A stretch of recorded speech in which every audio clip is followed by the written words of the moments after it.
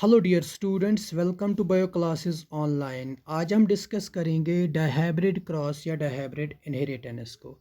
Dihybrid cross is a cross between the two organisms of a species where an inheritance pattern of two pairs of contrasting characters at the same time is studied or observed.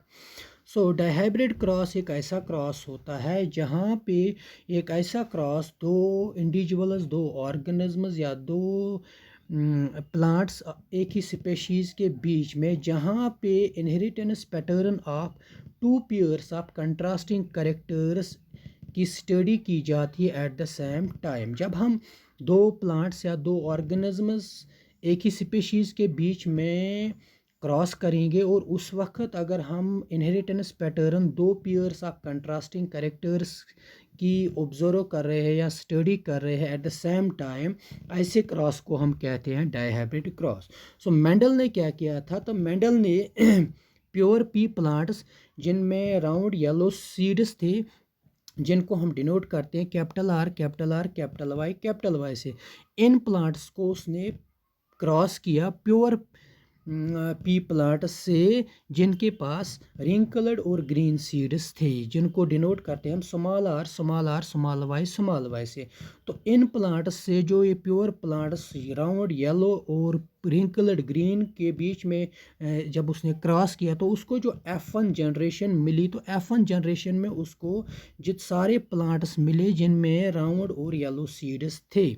तो यहाँ पे हम कह सकते हैं कि जो ये round and yellow seed trait हैं, it is dominant over the wrinkled and green seed trait.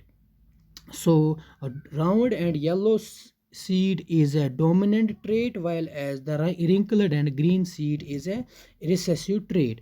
तो इन सीड्स से जो F1 जो उसको सीड्स वहाँ पे क्रॉस करने के बाद मिले, इन सीड्स से उसने रेज कराए प्लांट्स, जिन प्लांट्स को हम कहते हैं F1 जनरेशन। और F1 जनरेशन में तो उसको सारे प्लांट्स मिले राउंड येलो सीडेड प्लांट्स। तो इन F1 जनरेशन को उसने सेल्फ पॉलिनेशन की, तो उस he got the F2 generation. तो F2 जनरेशन में उसको चार किस्म की कॉम्बिनेशंस, शेप और कलर ऑफ द सीड्स मिले in the ratio of 9:3:3:1।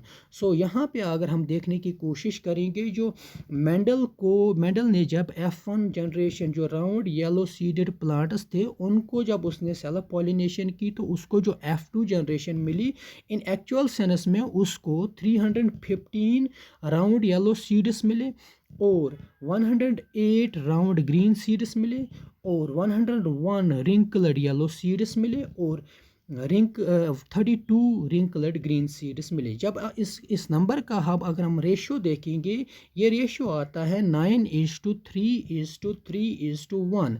That is 9 wire round yellow seeds, 3 wire round green seeds, 3 wire wrinkled yellow seeds and 3 wire 1 was wrinkled green seeds. जो अगर हम इसका क्रॉस देखेंगे in plants का, तो यहाँ पे अगर आप देखने की कोशिश कर रहे हो, तो मेंडल ने पहले लिया था प्योर प्लांट्स राउंड और yellow seeded plants. Round pure round is represented by capital R and pure yellow is represented by or denoted by capital Y. So we can denote the round yellow seeded plants as capital R capital Y से, जो यहाँ पे आप देख रहे हो। तो ये यहाँ पे आप देख रहे हो कैपिटल R कैपिटल Y से। तो इसी तरह जो इसने इन प्लांट्स को राउंड येलो सीडेड प्लांट्स को जो उसने क्रॉस किया था pure wrinkled green seeded plants को, रिंकल्ड को हम डिनोट करते हैं स्मॉल आर से और ग्रीन को हम डिनोट करते हैं स्मॉल वाई से। तो यहाँ पे आप देख रहे हो। तो इनसे जो गैमीट्स निकले, तो गैमीट्स कैपिटल आर से ट्रेड जो गैमीट में जाएगा वो सिर्फ एक आर जाएगा, दोनों आर नहीं जाएगा। तो आर जाएगा और कैपिटल वाई से एक वाई जाएगा गैमीट में। तो गैमीट में होगा कैपिटल आर कैपिटल वाई इन राउंड येलो सीडेड प्लांट से। और इसी तरह अगर आप यहाँ पे देख रहे हो कि इस रिंकल्ड ग्रीन सीडेड प्लांट से जो गैमीट्स में जाएंगे, गैमीट में स्मॉल आर से एक आर स्मॉल जाएगा और स्मॉल वाई से एक स्मॉल वाई जाएगा। तो जब फर्टिलाइजेशन हो गई, फ्यूजन हो गया, तो वहाँ पे जो सीड्स मिले वो seeds round yellow seeded plants मिले। तो इनमें क्या था, यहाँ से लेफ्ट साइड के गैमीट से कैपिटल आर निकलेगा आएगा और राइट साइड के गैमीट से स्मॉल आर आएगा, तो कैपिटल आर स्मॉल आर। और इसी तरह लेफ्ट साइड के गैमीट से कैपिटल वाई आएगा, तो राइट साइड के गैमीट से स्मॉल वाई निकलेगा, तो कैपिटल वाई स्मॉल वाई। तो ओवरऑल अगर हम जीनोटाइप इसका देखेंगे तो वो आता है capital R small R capital Y small Y. तो ये जितने भी प्लांट्स थे, ये सारे plants round yellow seeded plants थे। तो इनसे जो यहाँ पे उसको ये प्लांट्स जो थे राउंड येलो सीडेड प्लांट्स थे, तो इनकी उसने अब यहाँ पे हम कंक्लूड कर सकते कि round yellow seeded plants are dominant over the wrinkled green seeded plant.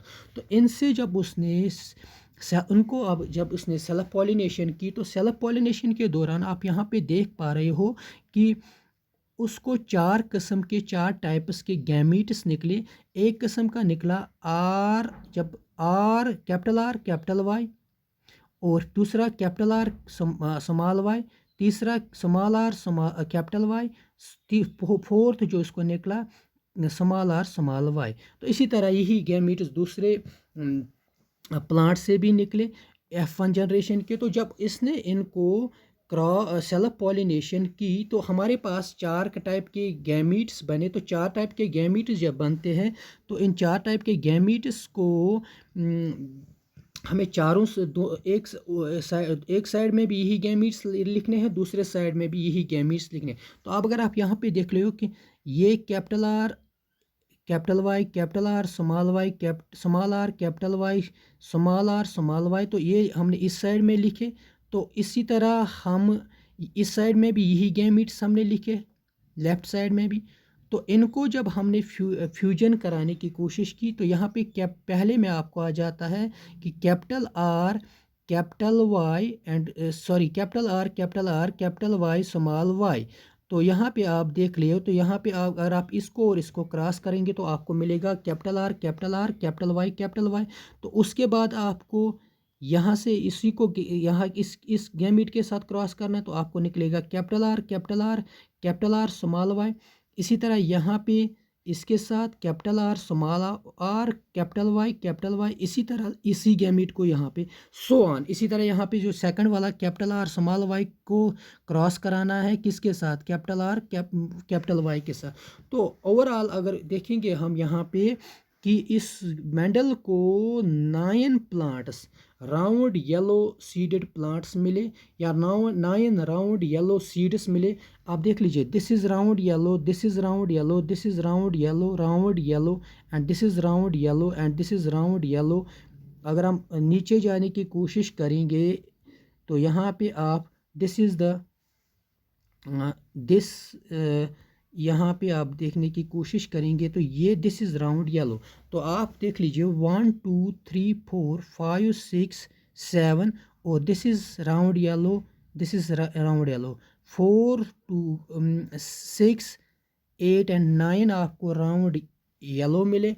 तो उसके बाद अगर हम देखेंगे ग्रीन कितने मिल रहे हैं, तो ग्रीन यहाँ पे राउंड ग्रीन मिल रहे हैं 1 2 एंड 3।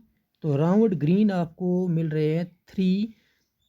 और फिर रिंकल्ड येलो कितने मिल रहे हैं, रिंकल्ड येलो मिल रहे हैं 1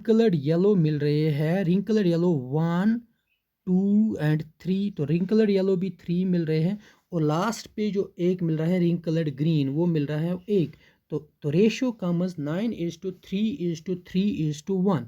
तो यहाँ पे मेंडल ने कंक्लूड किया कि जो ये दो पेयर्स ऑफ कंट्रास्टिंग कैरेक्टर्स हैं, ये एक दूसरे के साथ रहते हैं ना। देखिए आप यहाँ पे चाहे आप प्योर प्लांट्स ले लें, चाहे आप F1 जनरेशन ले लें या F2 जनरेशन में, जो दो पेयर्स ऑफ कंट्रास्टिंग कैरेक्टर्स के जो फैक्टर्स हैं एक दूसरे के साथ रहते हैं। फॉर एग्जांपल अगर हम प्योर प्लांट में कैपिटल आर कैपिटल वाई, तो दोनों कैपिटल आर और कैपिटल वाई एक साथ रह रहे हैं, लेकिन ये एक दूसरे को नुकसान नहीं पहुंचा देते हैं। They do not harm to each other. Capital Y को नुकसान नहीं पहुंचाएगा या कैपिटल आर को नुकसान नहीं पहुंचाएगा। इन सिंपल टर्म्स में जो राउंड ट्रेट येलो कलर को नुकसान नहीं पहुंचाएगा, येलो ट्रेट राउंड ट्रेट को नुकसान नहीं पहुंचाएगा। They remain together but do not harm to each other. And but ये जो जब सेपरेट हो रहे हैं तो ये अलग अलग हो रहे हैं, इंडिपेंडेंट, ये एक दूसरे के डिपेंडेंट। यहाँ पे आप देख रहे हैं जो पहली जनरेशन में तो कैपिटल आर से तो कैपिटल आर ही निकला, लेकिन कैपिटल वाई से तो कैपिटल वाई निकला। तो इन्होंने एक दूसरे को कोई, they are not dependent on each other for their transmission और फॉर देयर इनहेरिटेंस। तो इसी पॉइंट को उसने मेंडल ने कहा कि this is the law of independent assortment. On the basis of the result of dihybrid cross, Mendel concluded that though the two pairs of original characters, seed, shape and color combine in F1 generation, they separate and behave independently in the subsequent generation. तो ये combine भी हो सकती है। For example आपने देखा F2 generation में तो ये डिफरेंट कम्बिनेशन आए, लेकिन ये एक दूसरे के को नुकसान नहीं पहुंचाते हैं। ये अलग अलग, ये they are independent, they are not dependent on each other, they are independent on each other in their inheritance. So on the basis of this law, this dihybrid cross, Mendel formulated a second law. That law is called as law of independent assortment. Law of independent assortment states that two or more pairs of contrasting traits are inherited in such a way that a particular trait is independent of the other trait. इस law का जो main meaning है कि जब दो या दो से ज़्यादा पेयर्स कंट्रास्टिंग कैरेक्टर्स इनहेरिट इस तरह होते हैं कि एक ट्रेट दूसरे ट्रेट पे डिपेंडेंट नहीं है, एक ट्रेट इनहेरिट होता है, the inheritance of one trait is independent of the another trait. तो एक दूसरे के डिपेंडेंट ये ट्रेट्स नहीं होते हैं। जब ये बहुत सारे ट्रेट्स एक ही साथ होंगे तो वो एक दूसरे के साथ एक दूसरे पे डिपेंडेंट नहीं है इन देयर इनहेरिटेंस और in their transmission from parents to the offspring. So this is called as the law of independent assortment. Subscribe and share bio classes online by Ashok Hussain. Thank you.